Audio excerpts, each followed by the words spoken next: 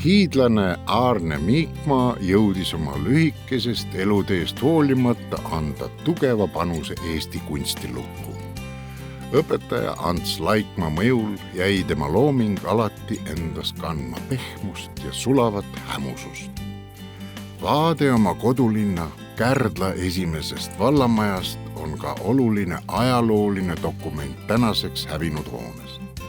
Ning Miikmaa on siin täpne, kannab teosele nii maja kõrval kasvanud kased kui sarapuud ning maja maanteest eraldanud aia.